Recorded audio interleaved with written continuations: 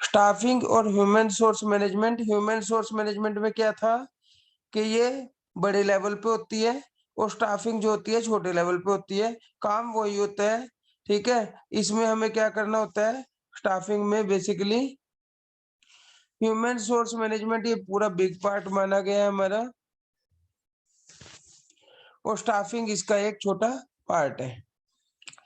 उसके बाद human source management में आपका आ जाता है man power planning, employing people, career growth उनकी देखना, परफॉर्मेंस अप्रेजल करना, उनकी मोटिवेशन देना, कंपनसेशन देना उनको, और उनको सोशल सिक्योरिटी देना, और उनको बाद में जितनी भी पॉलिसीज बनाई है उनका रिव्यू करना और ऑडिट करना। ये सारा का सारा इसमें काम आता है।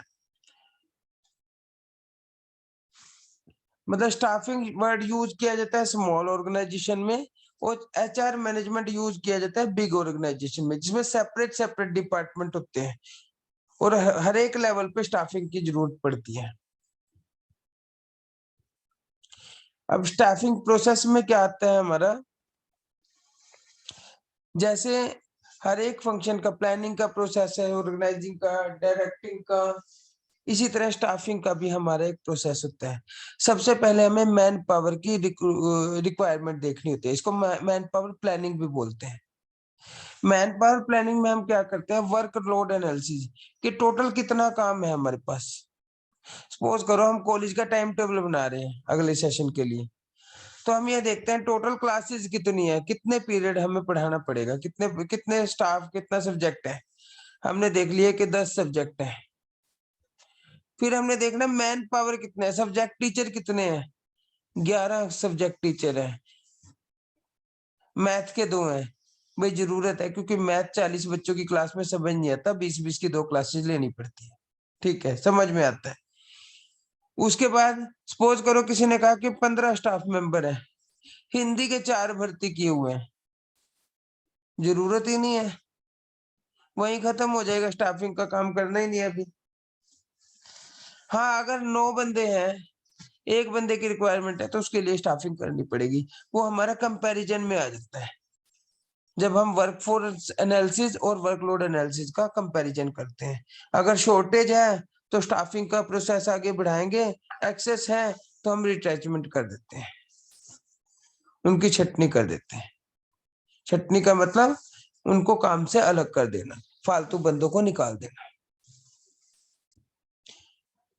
ये मैन पावर प्लानिंग आ गया इसमें। दूसरा काम होता है इसमें रिक्रूटमेंट का। रिक्रूटमेंट में क्या आ जाता है, it refer to the process including the people to apply for the job in the organisation. लोगों को मोटिवेट करना कि ये जॉब निकली हुई है, इसके लिए अप्लाई करो, ताकि ज्यादा से ज्यादा लोग हमारे पास आए और हमारे सिलेक्शन में बढ़िया बेटर जो बेटर कैंडिडेट को सिलेक्ट कर सके। अगर 10 पोस्ट है, 20 कैंडिडेट आए, नेचुरल बात है हमारे पास कम ऑप्शन है। अगर 10 पोस्ट है, हमारे पास 1000 कैंडिडेट आ जाते हैं, तो हम बेस्ट के से बेस्ट को चूज कर सकते हैं और कम पैसों में मिल जाएंगे हमें। उसके बाद है सिलेक्शन। स्टाफ रिक्रूटमेंट में क्या होता है, ये एक पॉजिटिव प्रोसेस होता है। रिक्रूटमेंट में हम ये नहीं कहते कि भाई इसको आना है इसको नहीं आना, वो सबको बुला लेते हैं, चाहे इलिजिबल कैंडिडेट है या इन एलिजिबल कैंडिडेट है। इसको हम पॉजिटिव प्रोसेस बोलते हैं एक किस्म से। रिक्रूटमेंट हम एम्प्लॉयमेंट एक्सचेंज के जरिए भी कर सकते हैं, किसी कॉन्ट्रैक्टर के जरिए भी कर सकते हैं, एडवर्टीजमेंट एजेंसी के जरिए भी कर सकते हैं। ठीक है, किसी तरीके से भी, कई बार फैक्ट्री के गेट पे भी लिख देते हैं कि हमें इस वर्कर की रिक्वायरमेंट है, वो भी रिक्रूटमेंट का प्रोसेस होता है। ब्यूटी पार्लर के बाहर भी लिख सकते हैं, लिख सकते हैं। कई बार एकदम इमरजेंसी आ जाए, सीजन आ जाए शादी ब्याहों का, तो हम बाहर प्लेट लगा देते हैं कि हमें हेल्पर्स की जरूरत है। और कुछ लोग तो ना अपने बिजनेस की गुडविल के लिए भी ऐसा करते हैं। उनको जरूरत नहीं होती, ना ही उनको रखने होते हैं। वो शो ऑफ करते हैं कि हमें तो इतने बंदों की जरूरत है, रोज के रोज नए नए लगा के रखेंगे, ताकि लोगों को लगे यार इन पे बहुत काम है।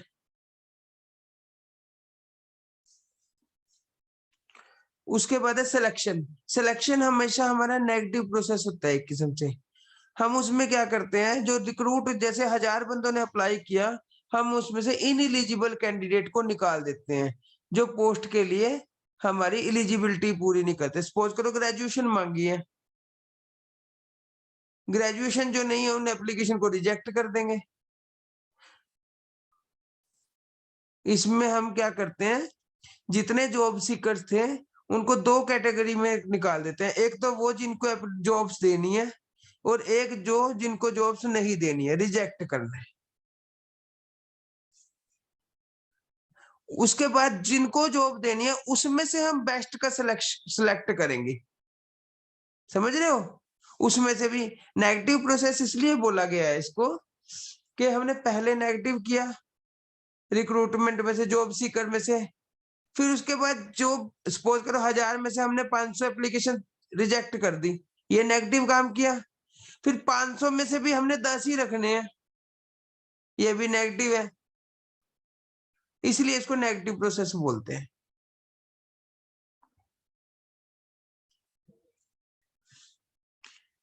उसके बाद है प्लेसमेंट।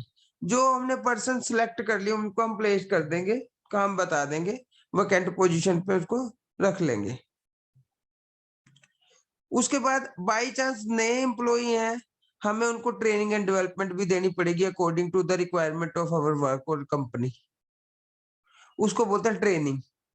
और डेवलपमेंट क्या होता है, देखो, अगर हम पर्सन को ट्रेनिंग देंगे, सपोज करो तनिष्का ने अपने ब्यूटी पार्लर में किसी लड़की को रखा, उसको 3 महीने की ट्रेनिंग दी। ट्रेनिंग शॉर्ट टर्म पीरियड के लिए होती है, उसको सर्टिफिकेट भी मिलेगा ट्रेनिंग का। ट्रेनिंग एक पर्टिकुलर काम की दी जाती है। उसके बाद उस लड़की ने तनिष्का के यहाँ 3 साल काम कर लिया है ब्यूटी पार्लर में, तो क्या हुई, उस लड़की की डेवलपमेंट हो गई जब उसने उसी स्किल्स का बार बार यूज किया है। उसको और क्रिएटिविटी आएगी काम में। 3 साल के बाद तो वो इनको ही बताने लग जाएगी कि भाई ऐसे भी हो सकता है, ऐसे भी हो सकता है, और बहुत ज्यादा चतुर होगी, बराबर में ब्यूटी पार्लर खोल लेगी,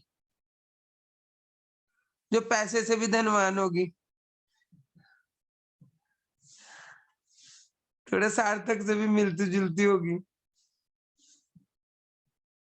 सार्थक कहेगा तू क्यों यहाँ 2-4 हजार रुपए महीने पे धक्के खा रही, तू ब्यूटी पार्लर खोल लेना, तुम्हारे पास पैसों की कमी है क्या?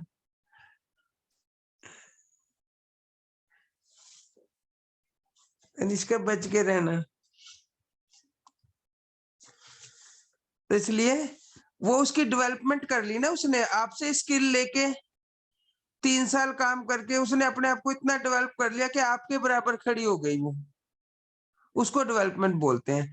अब सपोज करो मेरा सबॉर्डिनेट है कोई, एज ए असिस्टेंट प्रोफेसर काम कर रहा है, मैं एसोसिएट प्रोफेसर हूँ, तो वो मेरे अंडर काम करके करके करके साथ में अपनी एलिजिबिलिटी भी बढ़ाता जाएगा। एक टाइम ऐसा आ जाएगा कि मेरे बराबर आके बैठ जाएगा। उसने मेरे से स्किल लेके ट्रेनिंग लेने के बाद ही डेवलपमेंट पॉसिबल होती है, पहले नहीं होती। डेवलपमेंट में सॉफ्ट स्किल भी आती है, आपकी पर्सनैलिटी डेवलपमेंट प्रोग्राम भी आते हैं, सारे आ जाते हैं। ओवरऑल डेवलपमेंट बोलते हैं उसको।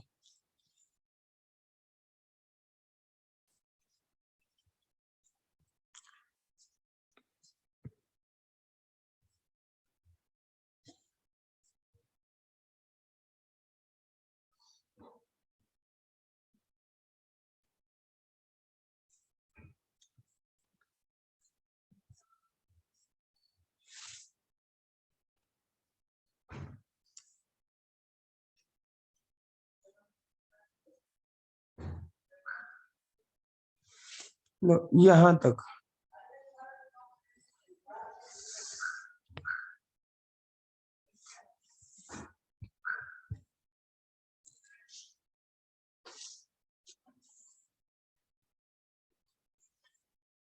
ठीक है बेटे, यहां तक कल मैं ना आपसे सुनूंगा। पहले कल सुबह का रख दूं टाइम 6 बजे का।